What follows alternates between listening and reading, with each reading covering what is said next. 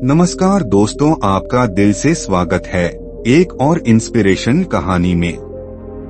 आज हम आपको बताने वाले हैं कि इंसान के अच्छे और बुरे कर्मों का फल कब और कैसे मिलता है। दोस्तों, हर काम करने से पहले हर मनुष्य के दिमाग में एक प्रश्न जरूर आता है कि मैं जो ये कर रहा हूँ क्या यह सही भी है या इसके परिणाम गलत हो सकते हैं। दोस्तों, कहानी को शुरू करते हैं।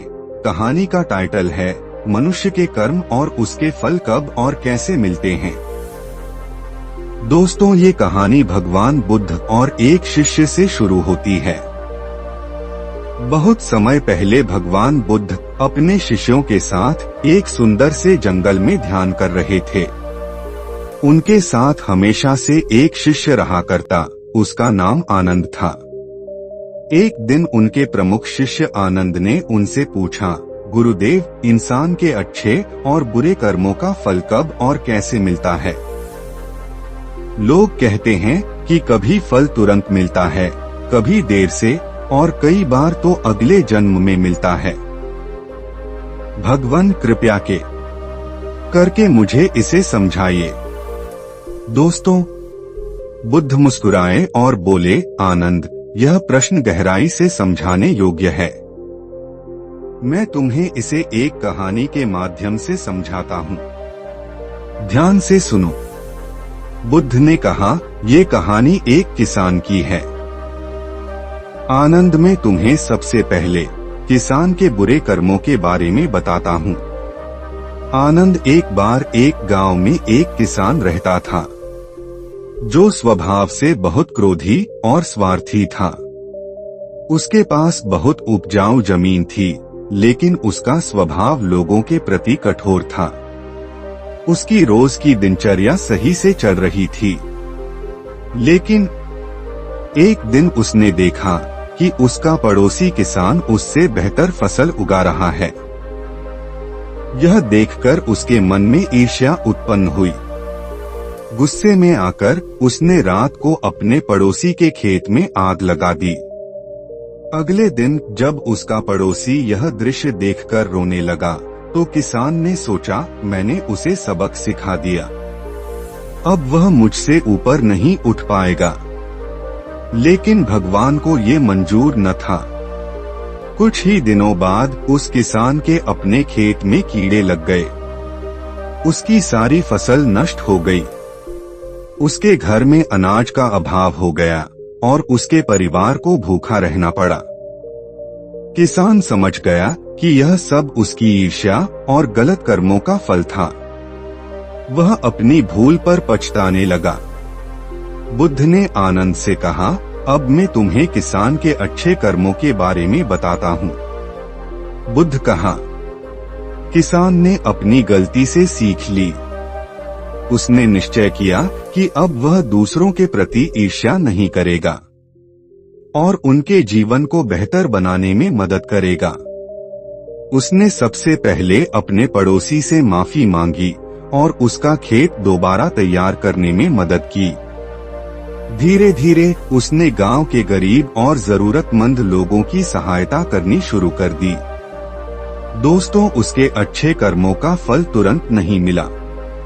उसे कई महीनों तक कठिन परिश्रम करना पड़ा, लेकिन एक साल बाद उसकी मेहनत रंग लाई।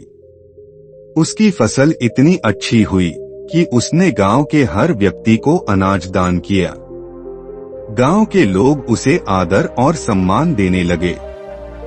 जो लोग पहले उसे क्रोधी और स्वार्थी समझते थे, वे अब उसे दयालु और उदार कहने लगे।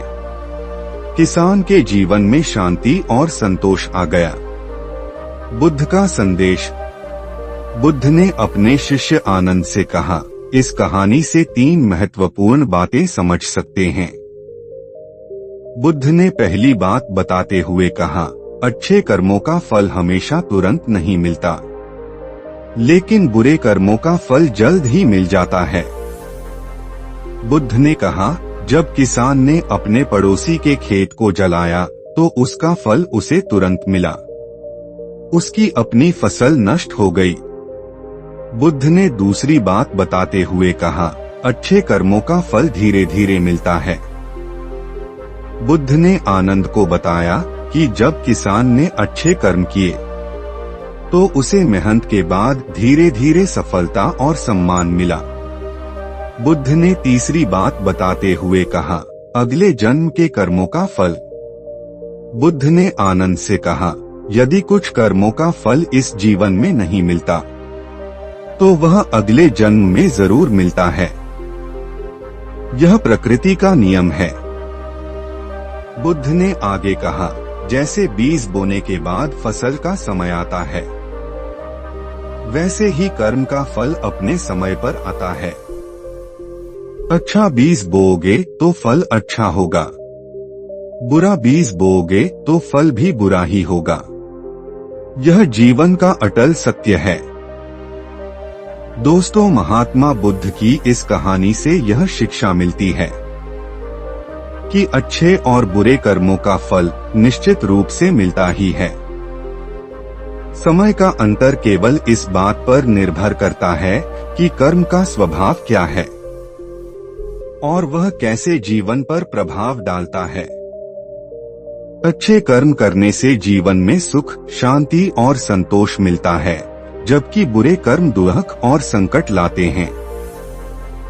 बुद्ध ने अपने शिष्य आनंद से कहा, अब मैं तुम्हें किसान के जीवन में आए बदलाव और उसके द्वारा किए गए कर्म, उन कर्मों के परिणाम को और गहराई से समझाता हूँ। बुद्ध ने कहा, किसान के अच्छे कर्मों का फल कैसे मिला, पहले इसे समझिए। किसान ने अपनी गलती से पूरी तरह से सीख लिया था और अब वह न केवल अपने परिवार का भला चाहता था, बल्कि वह दूसरों की मदद भी करता था। एक दिन गांव में बाढ़ आ गई। कई घर और खेत जल गए थे। किसान ने बिना किसी स्वार्थ के बाढ़ से प्रभावित परिवारों की मदद करना शुरू किया। वह हर रोज बाढ़ में फंसे लोगों को सुरक्षित स्थानों पर ले जाता। उनके घरों में जो कुछ बचता वह उसे एकत्र करके गांव के हर जरूरतमंद तक पहुंचाता। उसका यह व्यवहार अब तक लोगों में बदल चुका था। पहले जिस किसान को लोग स्वार्थी और कठोर समझते थे, अब वह सबका आदर्श और सम्मान करने लगे थे। वह न केवल लोगों की मदद करता, बल्कि गांव के बच्चों को खेती के नए तरीके भी सिखाता था, ताकि आने वाले समय में वे खुद अपनी फसल बेहतर तरीके से उगा सकें। कुछ ही महीनों में उसका नाम पूरी जमीन पर फैल गया और वह गांव का सबसे सम्मानित व्यक्ति बन गया। अच्छाई का फल। कुछ वर्षों बाद एक दिन राजा का मंत्री गांव में आया। उसने सुना था कि इस गांव में एक किसान ने अपनी जिंदगी को पूरी तरह बदल दिया है और अब वह अच्छे कर्मों से अपनी जिंदगी को और दूसरों की जिंदगी को बदलने में मदद कर रहा है। मंत्री ने गांव के लोगों से किसान के बारे में पूछा। गांववासियों ने कहा, यह वही किसान है जिसने अपनी पुरानी गलती से सीख लिया और अब वह हमारा सबसे बड़ा मददगार है। उसकी बदौलत हमने मुश्किलों का सामना किया और अब हमें जीवन में शांति मिल रही है। दोस्तों, मंत्री ने सोचा, इतना अच्छा किसान जिसके कर्म इस गांव को समृद्ध बना रहे हैं, उसे राजा से पुरस्कार मिलना चाहिए। किसान को महल में बुलाया गया। राजा ने उसे शाही पुरस्कार दिया और सम्मानित किया। किसान ने राजा से कहा, मेरे अच्छे कर्म का यह फल मुझे नहीं चाहिए था। मैंने यह केवल इसलिए किया था कि मुझे अपने कर्मों से सही मार्ग पर चलना था। अब मुझे यह पुरस्कार देखकर बहुत खुशी हो रही है, लेकिन सबसे बड़ी बात यह है कि अब मैं शांति महसूस करता हूँ। राजा बहुत प्रभावित हुआ और उसने घोषणा की कि यह किसान हमें यह सिखाता है कि असली पुरस्कार अच्छे कर्मों का फल नहीं, बल्कि मन की शांति और संतोष होता है। कर्म और उनके परिणामों का शाश्वत नियम। बुद्ध अपने शिष्यों के साथ जंगल में बैठे थे। आनंद, जो अब तक कहानी सुनकर पूरी तरह से प्रभावित हो चुका था, वह बोला, गुरुदेव, इस कहानी में दिखाया गया है कि किस तरह से कर्म हमारे जीवन की दिशा बदल सकते हैं। फिर भी क्या कर्मों का फल केवल इस जीवन में ही मिलता है या फिर अगले जन्म में भी इसका असर होता है? बुद्ध ने धीरे से उत्तर दिया, बेशक कुछ कर्मों का फल तुरंत मिलता है, जैसे तुम्हारे द्वारा देखी गई इस किसान की कहानी में, और कुछ का फल अगले जीवन में मिलता है। जो लोग अपने बुरे कर्मों का फल तुरंत देख लेते हैं, वे अक्सर उसे समझने में भूल कर जाते हैं। इसी तरह जो अच्छे कर्म करते हैं, उन्हें उनका फल समय के साथ मिलता है। बुद्ध ने एक उदाहरण दिया, मान लो तुम एक बीज लगाते हो। कुछ बीज जल्दी बढ़ते हैं और कुछ समय ले लेते हैं, पर एक बात तय है, जो बीज अच्छे होते हैं उनका फल हमेशा अच्छा ही मिलेगा। इसी तरह कर्म का फल कभी भी, कहीं भी, किसी भी रूप में मिलता है। हम जो भी कर्म करते हैं वह हमारे जीवन को बदलते हैं, और उस बदलाव का असर न केवल हमारे जीवन में बल्कि आने वाली पीढ़ियों में भी होता है।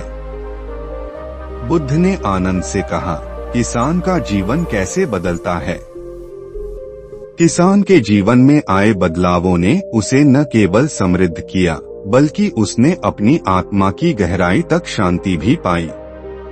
एक दिन वह अपनी पत्नी और बच्चों के साथ खेत में काम कर रहा था। उसके चेहरे पर एक संतोष था जो पहले कभी नहीं था। उसने अपनी पत्नी से कहा, भाग्यवान, मुझे अब समझ में आता है कि असली सुख क्या होता है।